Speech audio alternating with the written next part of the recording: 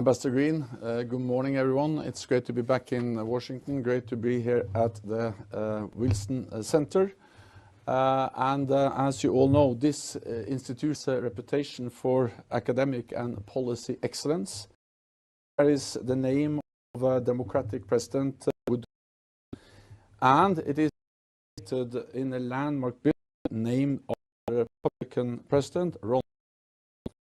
And it is supported by the United States Congress.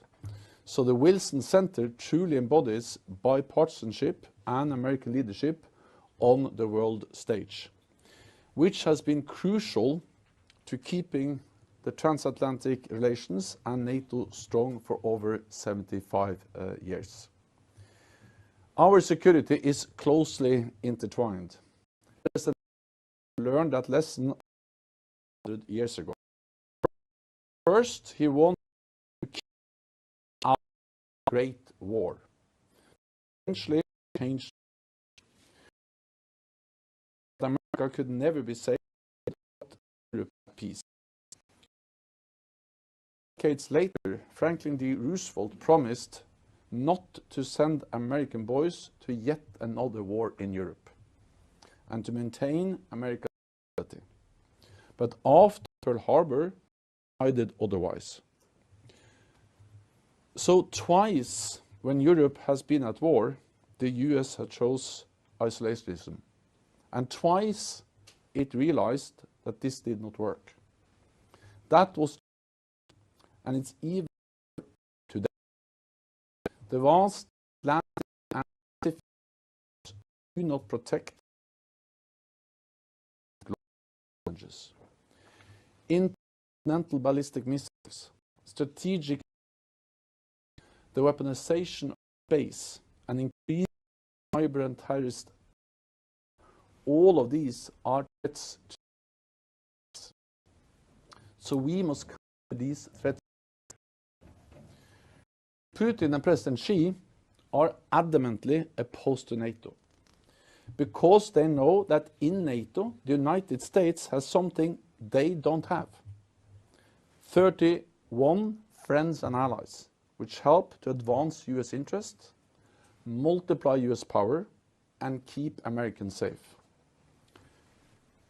Alone, the United States represents a quarter of the world's economy. NATO allies, we represent half of the world's economic might and half of the world's military might. So together, we are much stronger. Next month, NATO leaders will convene for the NATO summit here in Washington, D.C. to make decisions on issues that matter greatly for Americans as two topics top of the agenda. First, deterrence and defense. NATO's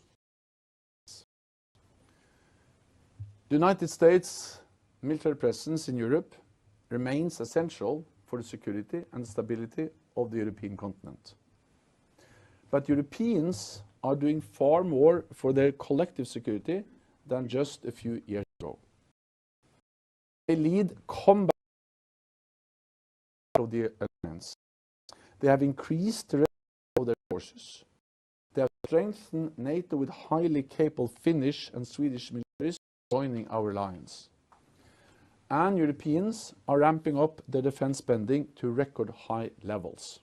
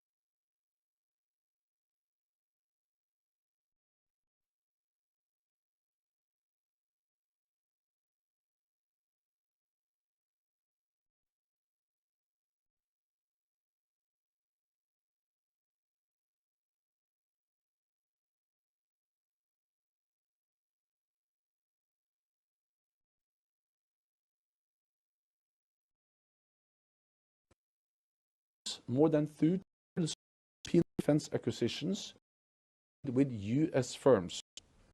That is more than $140 US worth of contracts for US defense companies. So NATO is good for US security, good for US industry, and good for US jobs. The second topic for the NATO summit in Washington, and the most urgent one, is Ukraine. Since full-scale invasion, allies have provided unprecedented amounts of support. This has been indispensable for Ukrainians to fight and survive. But this winter and spring, we saw serious delays and gaps in delivering support on the front line. We cannot this at the time for NATO to lead the nation in provision of security assistance and training for Ukraine.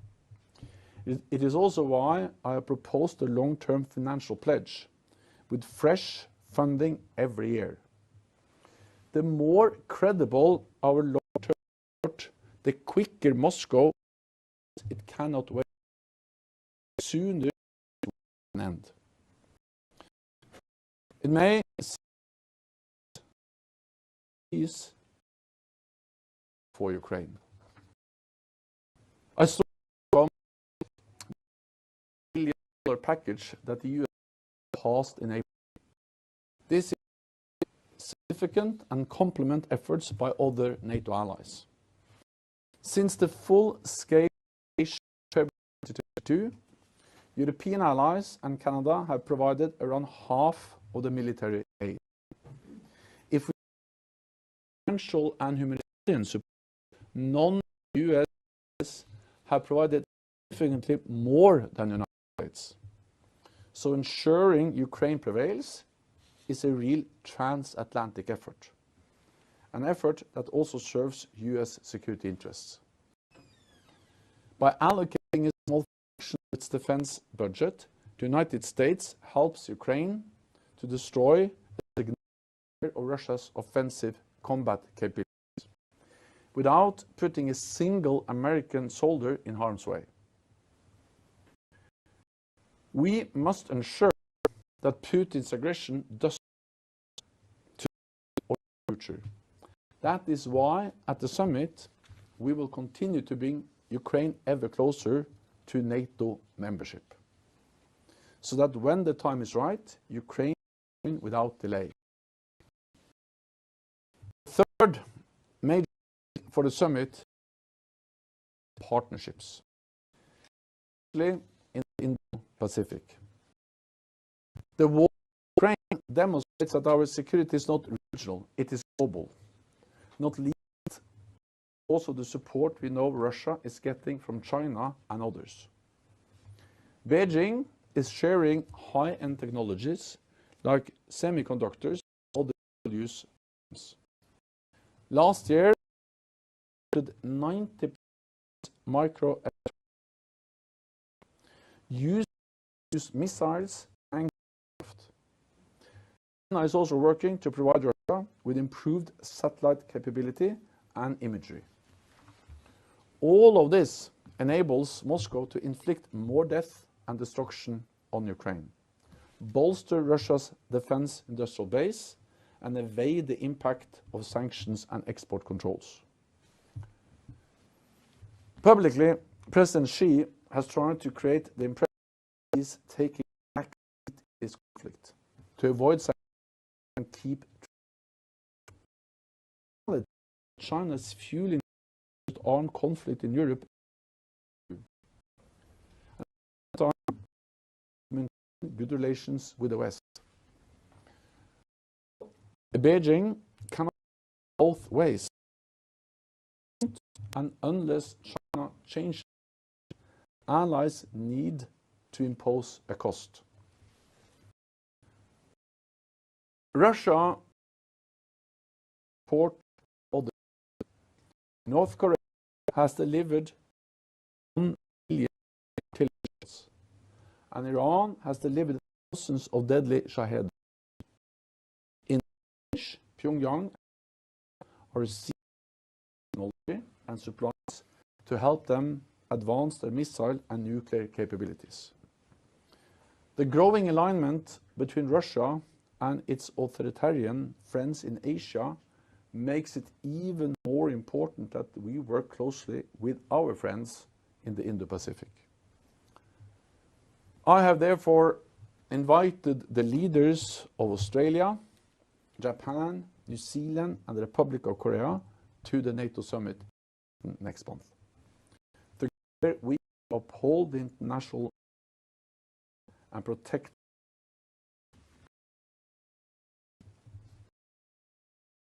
And gentlemen, 75 years, the United States has been a force at helping preserve peace and prosperity across the Atlantic. For 75 years, keeping NATO united has been in America's national security interest. As NATO Secretary General, I have had the privilege to work with 3 different US presidents and different US administrations. All have supported NATO. And in fact, since 1949, every US president, every US Congress, and millions of Americans have been staunch supporters of NATO.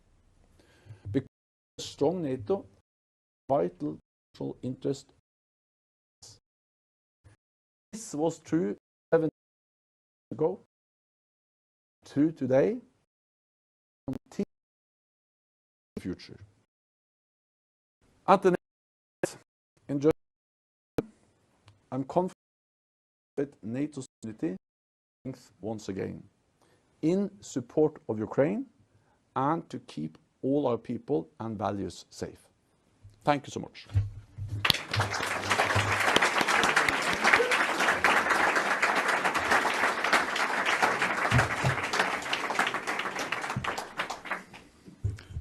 Well, Mr. Secretary General, again, it's just an absolute pleasure and honor to have you with us here at the Wilson Center. I'm Ambassador Philip Rieker. I'm the chair of the Global Europe program here at Wilson, and it's a great honor to sit at tables with the Secretary of Capacity, Assistant Secretary of State for Europe, Pompeo, and with Secretary Blinken, and having also served a career diplomat much of that time in the Balkans during the presidency of President Obama. We share this decade of engagement, and I can tell you that NATO's crucial role as part of U.S. defense, our role in the transatlantic alliance has been so important to U.S. success there. I want to start by going to your first point, deterrence and defense, and the essential role that NATO plays in that for the United States, because I think sometimes this is lost on the broader American public. Now, as leaders gather next month and mark the 75th anniversary, it's important to remember that from its founding in 1949, it has been much a defensive alliance. The United States now have taken, over a series of decades and generations, have taken independent and sovereign decisions, often backed by national referenda, to become members of an organization committed to common defense. And as we've heard from the Secretary General, they're doing more. All allies are doing more at unprecedented rates. What I want to ask you about is that Vladimir Putin, the leader, the authoritarian leader of Russia, while he has changed his narrative and justified for his war against Ukraine over the 2.5 years, of course, in 2014, he continues, particularly Ukraine's aspiration of membership in NATO, as threatening to Russia. Why do you think Vladimir Putin has been successful, certainly increasingly in other parts of the world in painting NATO as with offensive intentions against Russia when it is so clearly defined at its roots for 75 years as a defensive structure and organization. So first of all, it's great to see you again. I remember very well when we met in different capacities, and it's great to see you here. So first of all, I think we need to distinguish a bit, because Putin has not been very successful in convincing people in the countries that responsible for look at the opinion polls, look at the overwhelming support to Ukraine. That's the reason why we are able to continue to step up both in East Europe, European is doing when it comes to put the humanitarian aid on top. European allies are significantly more, and it's yes, of course, when we are 32 democracies, there are different voices, there are different opinions, but the overwhelming majority supports the idea of supporting Ukraine. Then, of course, he has been more successful in conveying the narrative that NATO is responsible in Russia. But you have to understand what Russia is. Russia is an authoritarian country where journalists are put in jail and opposition leaders are poisoned and killed. So of course he controls the media in a way that makes it hard in a way to convey any different story than the official story. But more importantly is that NATO is a defense, and it's absolutely wrong, this idea that Ukraine was a threat to Russia. Ukraine has never been a threat to Russia.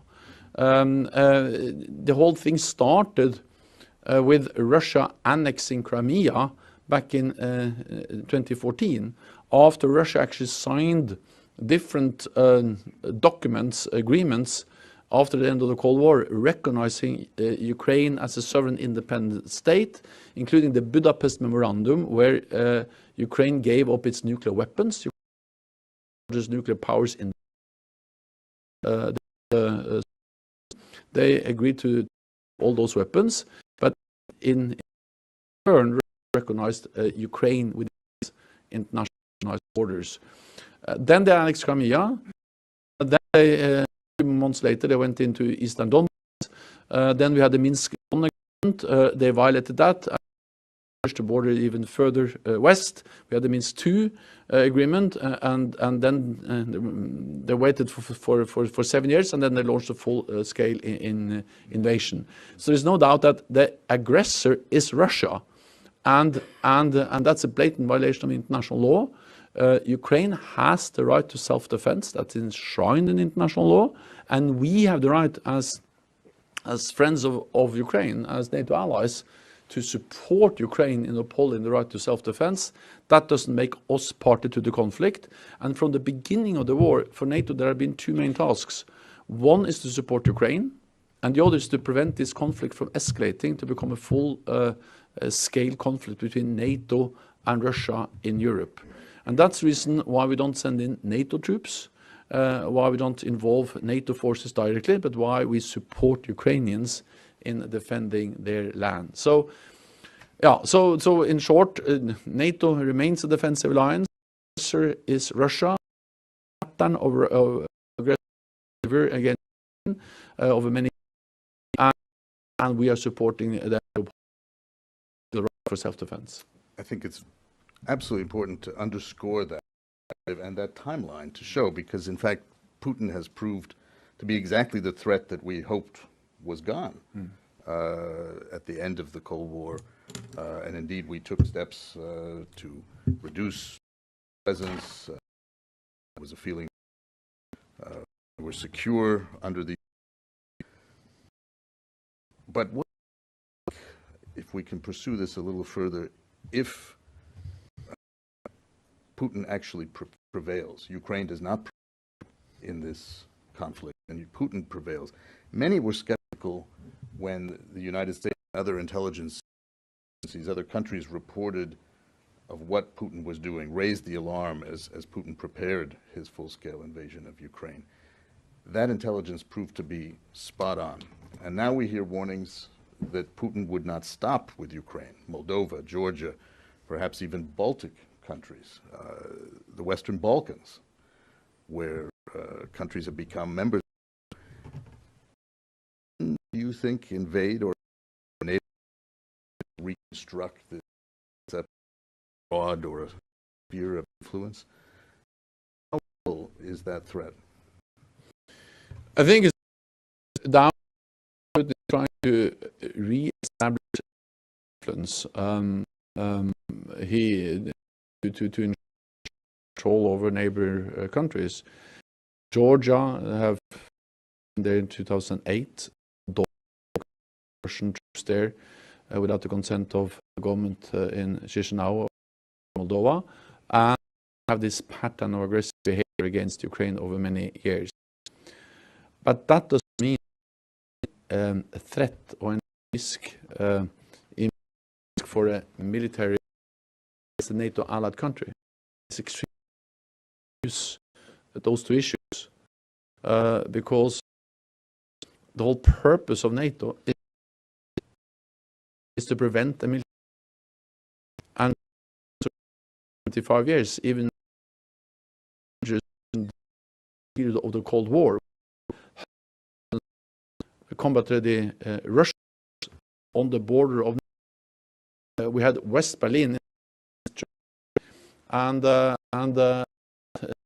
throughout those decades we were able to deter any Soviet or Russian aggression against NATO territory, because it was so clearly communicated that an attack on one ally will be an attack on all allies, and it be clear that this that NATO is there to do not only communicating since 2014 legal annexation of Crimea. We are implementing reinforcement of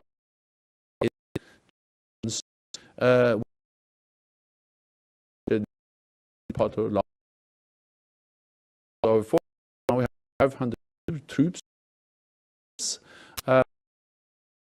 significant more defense spending, advanced battle tanks, a lot of so we do not to fight the war, but to prevent the war, and to remove any room for misunderstanding or miscalculation in Moscow about our readiness to protect every NATO ally. And as long as we are sure that there is no room for miscalculation in Moscow or other capital or necessary, there will be no military attack against NATO allies. So because sometimes you get the feeling that it's or Russia will attack. No, the purpose of NATO is to prevent that. And it's successful. Yeah. No line in history No. has shown that success because of the Article 5 unity created in, and that's important for the United States. The ability over now 80 years, unprecedented, and that has created opportunities for prosperity that would have been felt completely out of the question if you looked back in 1947 or 48. So the success of NATO, I think, is clear, and the importance, as you've put it, of remembering that this is about defense and deterrence. And there was a